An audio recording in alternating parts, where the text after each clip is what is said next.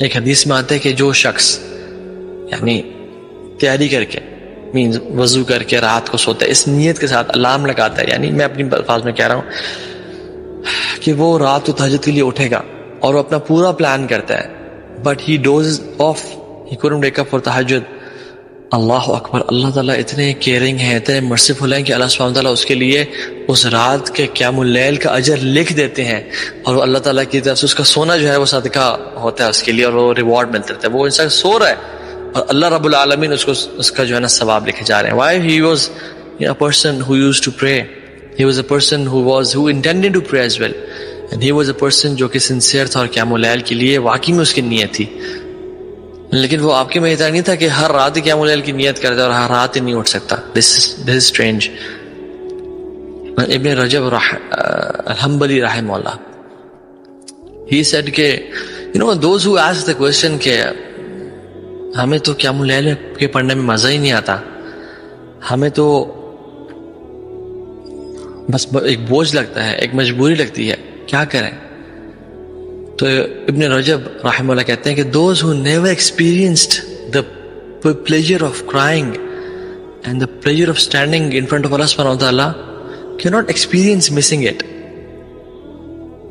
کہ جو شخص نا کہ ہم تو مس ہی نہیں کرتے، یعنی we never miss praying قیام اللیل، and it is a paradise on this earth, it is a gift from Allah subhanahu wa ta'ala. تو وہ آپ کے اور میرے گناہوں کی وجہ سے ہم ایکسپیرینس نہیں کر پا رہے، کیونکہ how can we experience it when we haven't experienced the pleasure of repenting on our sins and crying in front of Allah subhanahu wa ta'ala when no one is watching us, and Allah Rabbul Alameen is on the first heaven and we are in the sajda and we are closest to Rabbul Alameen. How can a person appreciate کہ یوسف علیہ السلام کی beauty کو، اور وہ کیسے سمجھے اس باپ کے رونے کو جو باپ یوسف کی جدائی میں رو رہا تھا، جب جس بندے نے یوسف کی بیوٹی کو دیکھا ہی نہیں؟ کیسے سمجھا اس بندے کو کہ یوسف کی جدائی میں ان کے باپ یعقوب نے آنسو بہا دیے اور آنکھیں اپنی کھو دیں؟ کیونکہ کس بندے نے یوسف کی خوبصورتی نہیں دیکھی، رائٹ؟ تو اسی طرح سے جس بندے نے قیام اللیل کو بھی ایکسپیرینس نہیں کیا اور رات کو اٹھ کے ایکسپیرینس نہیں کیا، تو وہ کیسے اس کو کرے گا؟ وَمِنَ اللَّيْلِ فَتَهَجَّدْ بِهِ نَافِلَةً لَكَ عَسَىٰ أَن يَبْعَثَكَ رَبُّكَ مَقَامًا مَحْمُودًا. اللہ کے نبی کو کہہ رہے ہیں اللہ تعالیٰ کہ رات کو تہجد کی نماز کو پڑھا کریں، نفل کو، ہو سکتا ہے آپ کا رب آپ کو مقام محمود پہ پہنچا دے. یعنی مقام Mahmood is a place where Jannah, it's the top of Jannah and no one will get it except one person, and it's one place. اور اللہ کے نبی نے فرمایا کہ صحیح حدیث میں کہ مجھے امید ہے کہ میں وہ شخص ہوں گا.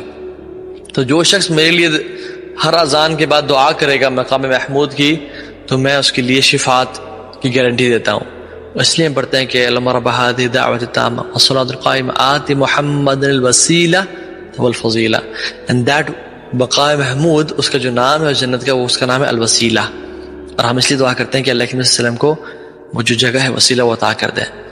اور وہ بھی اللہ کے نبی صلی اللہ علیہ وسلم کیا کہہ رہے ہیں کہ جو آپ تہجد کی نماز ہے یا پڑھیں، ہو سکتا ہے کہ آپ کو اللہ تعالیٰ مقام محمود تک پہنچا دے.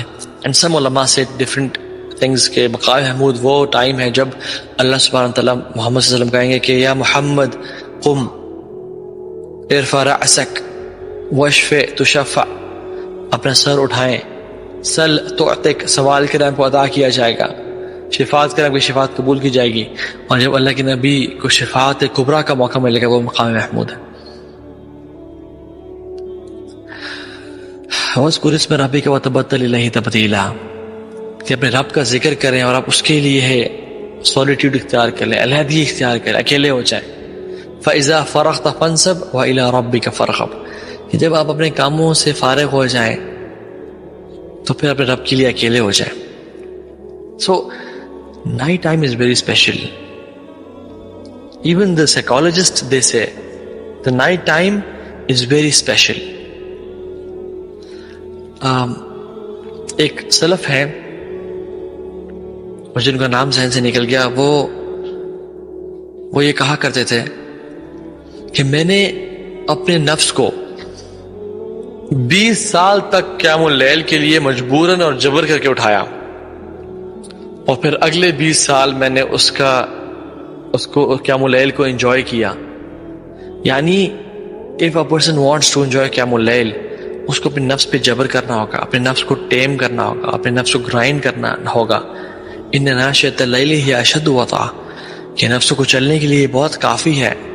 تو we have to struggle and strive and pray with dedication and consistency, اور انشاءاللہ اللہ تعالیٰ پھر اس کو ریوارڈ دیں گے, because you cannot enter Jannah without grinding your nafs and grinding your soul.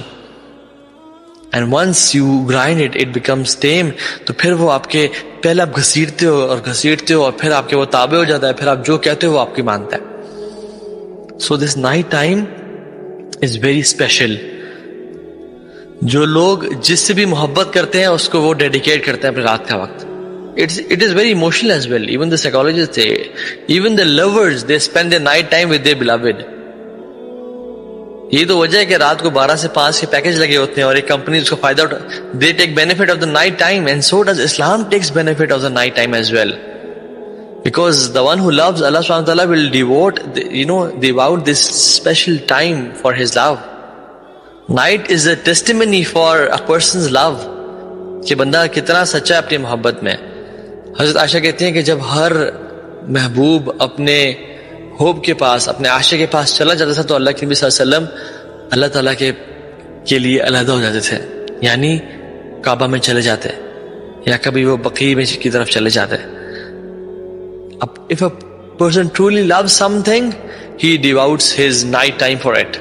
جو لوگ گیمنگ میں ہیں وہ راتوں کو گیمنگ کرتے رہتے ہیں, جو لوگ ڈرگز میں ہیں وہ راتوں کو ڈرگز کرتے رہتے ہیں, جو لوگ کسی سے محبت کا شکار ہیں وہ اپنی راتوں کو ان کو ٹائم دیتے ہیں اور ان سے باتیں کرتے رہتے ہیں. لیکن والذین آمنوا اشد حبا للہ, جو ایمان والے ہیں وہ اللہ کی محبت میں بڑے شدید ہوتے ہیں, اور وہ رات کا وقت اللہ کے لیے نکالتے ہیں. So if you want to rectify this ummah, do what they did, what the Sahaba did, what Rasulullah did. ہم تہجد کی نماز سال میں ایک نہ پڑھیں, اور صرف رمضان میں تراویح پڑھ لیں, which is تہجد as well, اور پھر اس کو چھوڑ دیں. This cannot revive the ummah. We have to do.